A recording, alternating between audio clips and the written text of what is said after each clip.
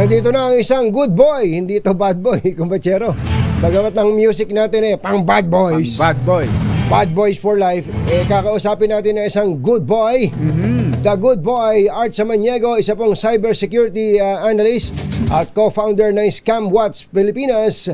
Sir Art, magandang morning. Si Katunying po at saka si Ka Jerry. Katunying, Ka Jerry, magandang umaga. Magandang umaga ng mga nakikinig at mga nanonood. Opo. Napakinggan niyo ba yung pinag-uusapan namin kanina tungkol dun sa ipinaust nitong si Senator Bato de la Rosa na AI-generated video? Opo. Alas 6 pa lang naka-monitor na ako sa inyo. Kaya napakinggan ko yung pinag-uusapan. Ang tindi nung video na yun na talagang kung hindi ka matalas, katulad namin, hindi naman kami mapag-usisa pagdating dyan, di lalo na yung ating mga kababayan. Ang ganda ng pagkakagawa, Sir Art? Sir Art? Oo, ang galing na ngayon ng mga AI generator video. So dati kasi mahirap gawin siya. Kaya konti lang yung nakakagawa. Ngayon, sa pamamagitan ng text, itatype mo lang yung text at kung ano yung sasabihin. Siya na yung mag-generate ng video. Ganun kabilis ngayon gumawa ng fake na video o ng video. Pero yung mukha nung bata na yun, sabi nga ni Kumbachero kanina, totoong tao ba yun na ginaya lang nung AI, ganon? Ang ginagawa kasi ng AI, nag-generate siya. Kumukuha siya ng information sa internet din. So pag sinabi mo halimbawa, create a video of a Filipino student, so mag-iisip siya, maghahanap siya ng mga muka na bagay o kahawig ng mga Pilipino. So walang hindi talaga totoong tao yung ando na yon, AI generated lang yung itsurang yon. Tama. Hindi talaga tao yun. Siguro meron siyang magiging kamuka.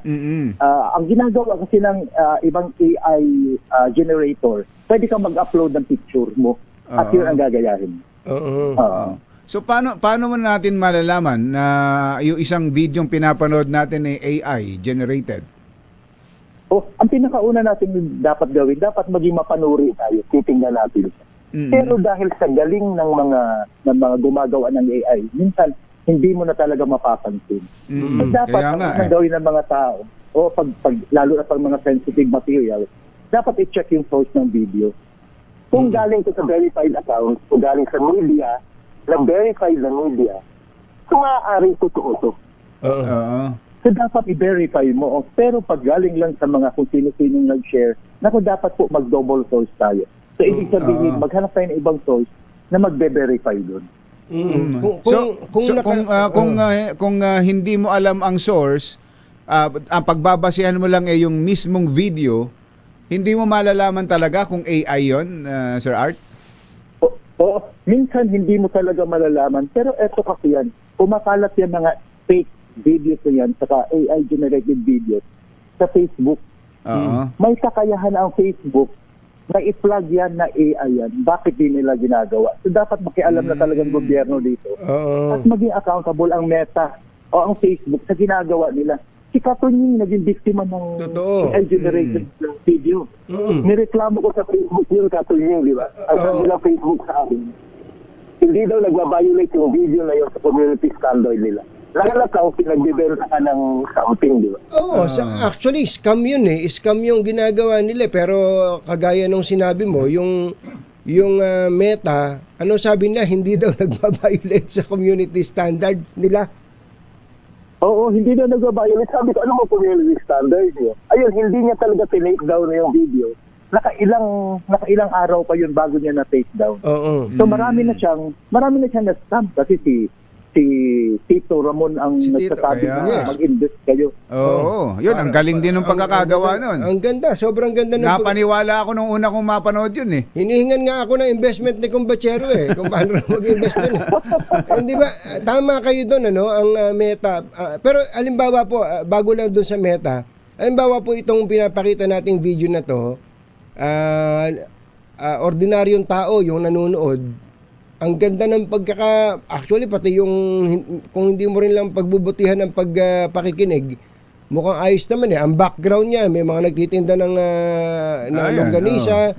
Pero ang sabi ng ibang mga nakakaintindi, pagka daw tiningnan mo itong setting na to, walang pangalan ng mga establishment sa likod, yung totoo. Halimbawa, Andox o pagka daw ganun, parang paki-explain mo nga yun.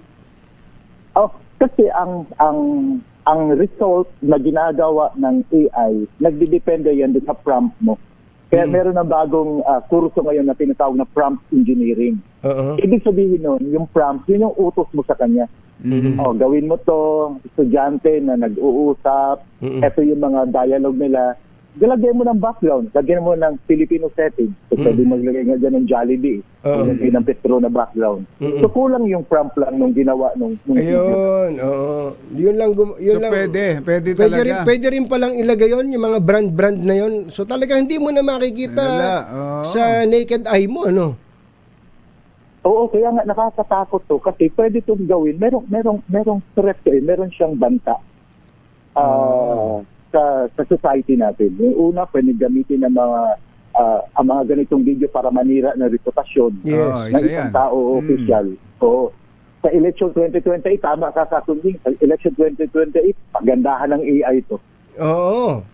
Tayo pa, yun lang nanay ko Sir Art, maikwento ko lang. Yung nanay ko, meron siyang nababanggit na pinapanood niya. Sabi ko, nanay, hindi po totoo yun. Hindi, sabi niya, kung daw ito raw yung sinasabi. So naniniwala siya, yung paniwalang-paniwala siya dun sa pinapanood niya. Kaya imaginein natin yung paglaganap ng mga AI videos na ganito, paninira, halimbawa, paninira sa isang particular na celebrity o kaya sa kahit ordinaryong tao, naku, nakakatakot. At ngayon, ang nakikita pa lang natin fake news o paninira. Baka kalaunan, may makaisip niya na may iba pang pwedeng paggamitan ng AI, Sir Art, na hindi pa natin alam sa ngayon kung paano gagamitin laban sa atin o laban sa kanino man o laban sa grupo o sa bansa na mismo. Kasi maraming naniniwala kagad sa mga ganito. Kasi ginawa ko para mag-trigger ng emotion, galit, takot, yung awa. So ikaw, pag ito yung paniniwala mo, automatic yan sinishare mo kagad. So parang nangyari din sa isang senador, nakita niya na ito yung sinasabi ng bata, na nag-reinforce yun sa paniniwala, niya. Walang isip-isip. Senior niya. Kasi nag-reinforce yun sa paniniwala niya. Hindi, nakakalat yun. Ito. Maling information. Ang problema, Sir Art, gina-justify pa ni Senator Bato de la Rosa yan Do not shoot the messenger daw Mukhang may problema tayo sa sa logic doon pag gano'n. Paano kung gamitin yun against sa kanya? Yun na nga. Kasi Secretary Claire Castro, di ba?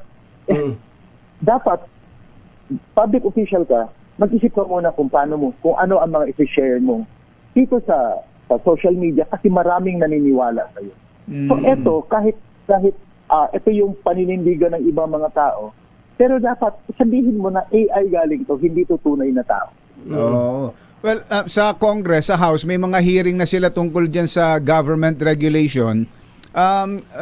Papunta na ba tayo doon?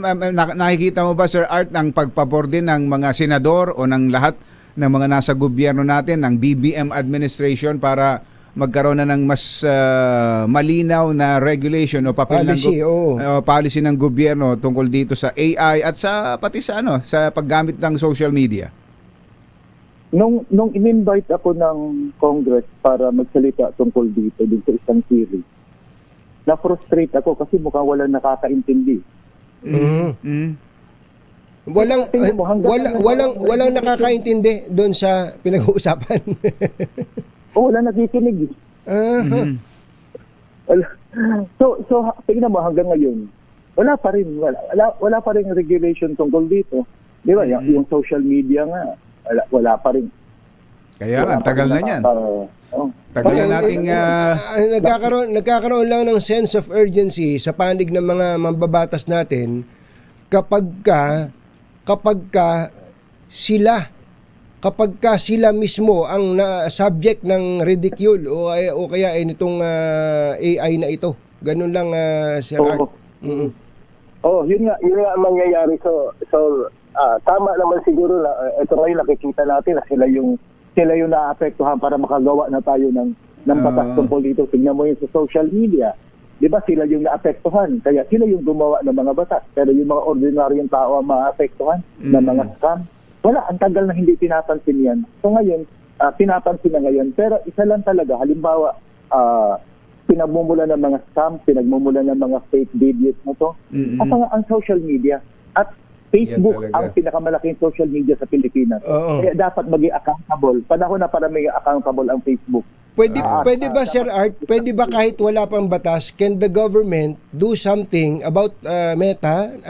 Especially kung ganito, pang-scam na, pagpapakalat na ng fake news, tapos sabi mo nga ayaw pa rin i-take down. Meron ka ba nakikita ng ganung paraan even in the absence of legislation? Ginawa kasi yan sa Australia, pero yung mga taong apektado nagdemanda, kaya nagmulta ang Meta ng malaking halaga, ilang daang milyon yun, doon sa mga apektadong tao. Kaya nga dito halimbawa si Tito Ramon Tito Ramon natin, dapat nagreklamo na siya. Civilian laging binibiktima din ng social media. Sino pa mga sikat na mga celebrities at mga newscasters, kung dapat nagreklamo to o nagdemanda laban sa Meta, malaking laban ito kasi sa ibang bansa naparusahan na ang Meta dahil sa paggamit ng mga celebrity sa mga scam at mga illegal na mga activities. Nako. Ayun, At sana ating mga kababayan, gaya ng binanggit mo kanina, mas maging mapanuri. Sir Art, maraming salamat po Thank sa you. oras. Thank you, Magandang sir. umaga. Thank you very much. Magandang umaga po. Pangunahing balita